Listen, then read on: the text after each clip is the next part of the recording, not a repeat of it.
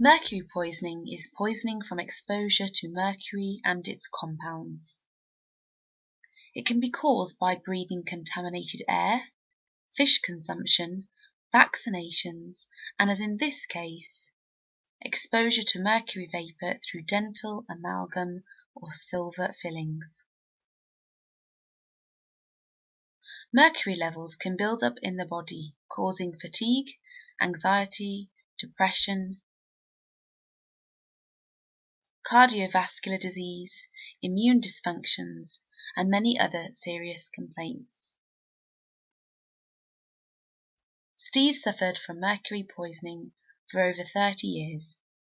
Here is his story. Now I'm going to be asking some questions from Steve, whose life has been drastically affected by mercury poisoning.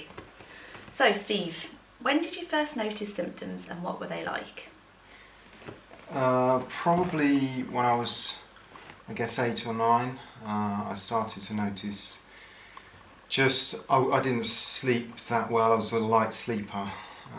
So for example, I can remember going away for a scout camp and finding that I was in a shared room or a shared tent and I simply couldn't sleep with other people around me, whereas I'd be like lying awake looking around and all the other boys were asleep.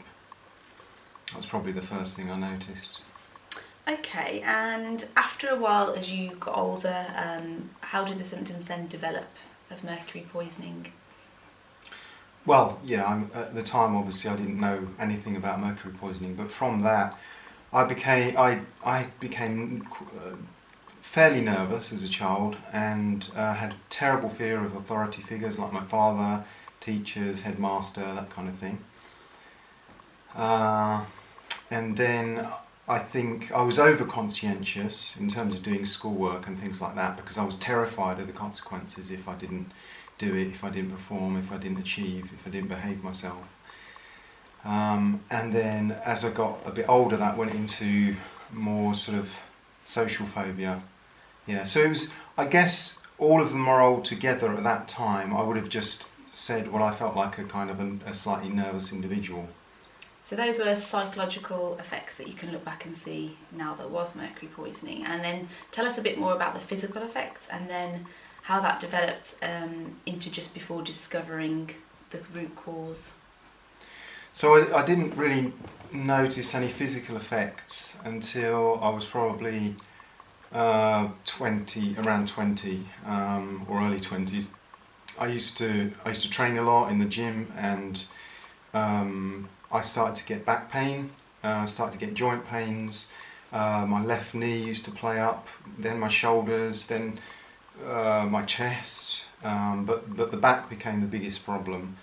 It became so bad that by the time I was in my probably mid-20s, I had to quit the gym completely and started to become less active. The back became very stiff and it was in spasm almost all the time, particularly the lower back or the lumbar region. Okay, so at this point you're still managing normal life. What other symptoms became more intolerable, if you like? Well, the anxiety shot up around the time I was leaving university for my first degree, and I started to get panic attacks, and I didn't really know what was happening to me. Went to the doctor, he prescribed either beta blockers or antidepressants. I eventually took the antidepressants. They did lessen the symptoms. Before I went onto the antidepressants, I started to get pretty major OCD symptoms on things that, looking back to my earlier life, I kind of knew they were irrational because I hadn't behaved like that when I was younger. But I would find obsessive thoughts just going round and round in my head, and they didn't serve any purpose, but they would cause a lot of anxiety and sometimes compulsive behaviours to kind of reduce the thoughts or the anxiety, and that alone can feel quite life controlling. Taking the antidepressants lessened all those symptoms and allowed me to kind of function a bit more normally in society. Okay, and I know that you also, a big part of this was the physical pain in terms of back pain. So do you want to explain a bit more about that?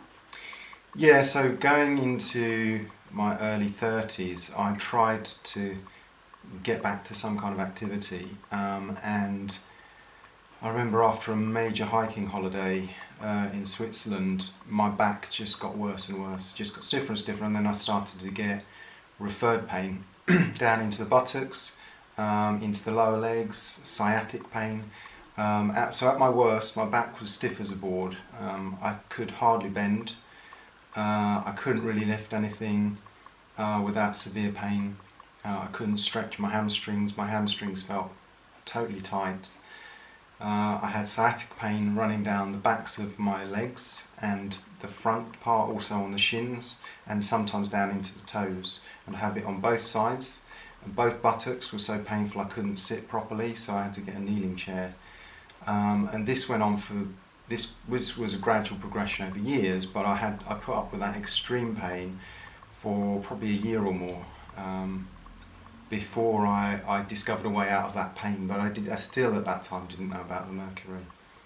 Okay, so how did you finally come to discover that these symptoms were related to mercury poisoning? Well, it's worth pointing out that three major indicators of chronic mercury poisoning would be psychological symptoms, some of which I've described earlier, physical or musculoskeletal pains, and also digestive problems. And I had the digestive problems as well. Eventually I developed a candida infection. So candida is a yeast that naturally lives in the intestines. It has a place there, but it's to be dominated by the good bacteria. But when you have silver fillings, which is what I had, and they release mercury, and you both inhale and swallow them. So in the swallowing, you start to damage the good bacteria in the gut. I didn't know about this, but I was doing that for many years, and my gut bacteria become weakened. And after a period of antibiotics, I guess it just was the straw that broke the camel's back. So as a result, I ended up with lots of food intolerances. With candida, when you consume any form of carbohydrates, it tends to ferment them, and it produces ethanol in the blood. You get bloodshot eyes, headaches, hangovers in the morning, really crazy stuff, because it feels like an alien has taken over your digestive system, because you're reacting in ways that you never used to react. And I started to do a bit of research on the candida. How do I get rid of myself of the candida? And I just saw a passing comment on a forum about, well, you'll never get rid of your candida until you get rid of your dental amalgams. And at the time it didn't really mean much to me, but I'd seen it before when I'd just passed totally over my head. And can I just stop you a second? At dental amalgams you mean silver fillings, and they're not really silver, it's actually a mixture of mercury and other materials, basically. Yeah, so they go by the names of silver fillings or mercury fillings, or in this country on NHS it's just fillings. When people go for fillings, they often still get these silver things. And yes, they do contain silver, but they're not predominantly. I think it's about 30% silver at most. 50% is mercury. The liquid mercury. And when it's mixed with a powder of metals to form an amalgam, it can be used to set in a hole in the teeth. The problem is that it's not completely inert. It gives off a vapour, and that vapour contains mercury. So you inhale it, it goes into the lungs, crosses over into the blood, gets carried by the blood all around the body and deposits in various organs. All day, every day. 24/7. Yeah. And there's a good video online on YouTube called The Smoking Tooth. Right. So if anyone doubts what I'm saying is true, just go visit The Smoking Tooth and have a look and see the mercury vapour that is demonstrable, that is pouring off that. It's an extracted tooth with an amalgam in it, and it's actually, you can see the mercury vapour in certain lighting coming straight off it all the time, and it's stimulated also by brushing and hot liquids and things like that, so that it gives off even more for a period of time. So obviously, yeah, every time you chew, every time you eat, and I guess for a lot of people they may think that it's only a small thing in your mouth, the size of a filling. So does it really have that drastic effect, even though it's small? The amount of mercury? Well, I had 8, so one might be small, but we've now got 8 times small, Yeah. so we've multiplied it up. When I discovered there was this potential link with mercury poisoning, all the symptoms I had, once I'd done some research, I went to see a biological dentist, and he had the equipment, a mercury vapor meter, to measure the amount of vapor that was coming off. He did it quadrant by quadrant, just holding my breath, Yeah. just measuring the vapor in my mouth. And I'm trying to remember the exact values, but it turned out to be about 9 or 10 times the amount that the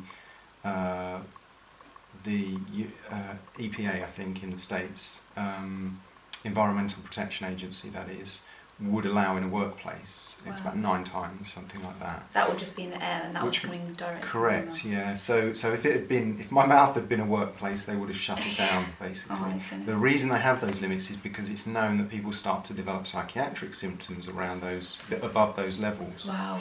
Oh my goodness. So that was what I had developed, because I had OCD, I had anxiety, I had insomnia, a certain amount of depression, that kind of thing going on.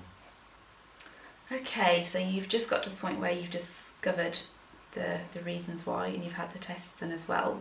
What then did you go on to do to really aid your recovery to get to where you are now? Well, the first thing was to get the amalgam safely removed from the teeth. That has to be done by a specialist dentist, mercury safe dentist, and they have to protect you with a rubber dam to cover the back of the throat, oxygen up the nose. I was put under. The guy who does it, wears a protective suit with his own air supply, so that he doesn't inhale all this stuff. They take it really seriously. They drill it into chunks and remove the chunks whilst ensuring that it's covered with a lot of cold water to cool it down, because as the amalgam gets hotter, it gives off even more vapour. Wow. So that was the first step. That costs thousands of pounds for 8 fillings to do that safely. And then I spent a long time looking for safe replacements, because I just had temporary replacements. I found safe replacements, or at least what I consider to be safe replacements, a certain biocompatible composite material. And so that was really the first step. You've got to clear all the mercury out of the mouth. Wow.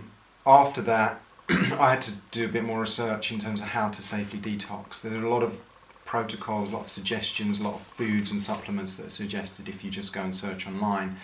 As far as I know, the only really safe protocol is called the Cutler protocol. Andrew Cutler basically came to the same conclusion as I'd come to probably several decades before, but he was a PhD level biochemist, and he did research the medical textbooks and found a protocol that enables you to collate the mercury that's collected in all the organs out of the body and get it excreted. And primarily it uses alpha-lipoic acid along with DMSA or DMPS, which are lab-produced agents for acute mercury toxicity. And they have to be taken on a certain time, to a certain schedule, which would typically be once. Lipoic acid, for example, would be once every 3 hours during the day to 4 hours during the night, because the metabolism slows. You have to set your alarm and make sure you... Correct. So my alarm will be set every 3 hours or every 4 hours. Take it round the clock for 3 days, and that's called a round. And what that does is it just gradually but steadily moves mercury out of the organs into the bloodstream and then excretes them out of the body. That's the idea of using that protocol. And you have to keep the blood levels of the collating agents stable or steady. You have to take it every few hours according to its half-life. So it's not just a case of getting rid of the mercury and then you think, wow, I'm done. It's actually a longer process after that. It's essential to make sure you collate as well as have the removal. Yes, if you just have the removal, whatever symptoms you might have already developed to that point, they might reduce, because the body will naturally detox itself over a period of time. It's not so good with the brain because the mercury tends to cross the blood-brain barrier and then get trapped there. Right. So it's not so easy to release it from the brain, and that's where the lipoic acid comes in. That's really key because that does get into the brain, bind with the mercury, come out, and take it out. Wow. And so I think I know of people who've had the amalgams removed, haven't done the chelation, they've still got what I understand to be very clear symptoms of mercury toxicity. Because I've studied symptoms of mercury toxicity over a period of time, and the sort of risk factors for them, often I can kind of make a fairly educated guess when someone has chronic mercury poisoning going on. It can be relatively easy to spot. Yeah. And it's scary because a lot of people have it and they don't know they have it. They'll walk around with a mouthful of metal, and they'll say, "Oh well, it's good that you sorted yourself out, Steve, but I'm okay." And I'm thinking, "You're not okay." So there's lots of people that have fillings, a mouthful of them, like you say. Mm-hmm. So let's just think about how much better you are now then. How long was the whole process, and how much better are you than you were previously when you described your symptoms? So I made the discovery, the link to amalgam, in 2012. I had the operation to remove all of the mercury probably 2 weeks later, because I was really not comfortable with having that in my mouth and constantly breathing it in. But it was only maybe a year or more after that I really understood how to chelate properly. And so that was 2013. So yeah, probably 3+ years I've been doing chelation seriously. The 3-day rounds, I've done over 200 of those now, so 600 days worth of chelation. Wow, or days and nights if you like. That's a lot, yeah. It is a lot, but at the end of the day, if you know it's related, if you know your symptoms are related to mercury, then you have to chelate until you're better, really. Are you better now? Yeah, more or less? The back pain is not really an issue. I'm back to being as active as I want to be. I do contact sports, I do calisthenics, I help people move house, and my back's fine. Perfectly comfortable with that. I fixed my gut bacteria using a homemade probiotic called milk kefir, but maybe more on that on another video. And the psychological symptoms, I've probably improved my sleep, reduced anxiety and things like that by about 90%. Wow. I'd say. So it's life-changing, completely life-changing. Yeah, pretty much. It feels like I've aged backwards, really. Okay, well thank you very much for sharing the information with us. I'm sure it'll be really useful for people watching as well. So thanks, Steve. Thank you.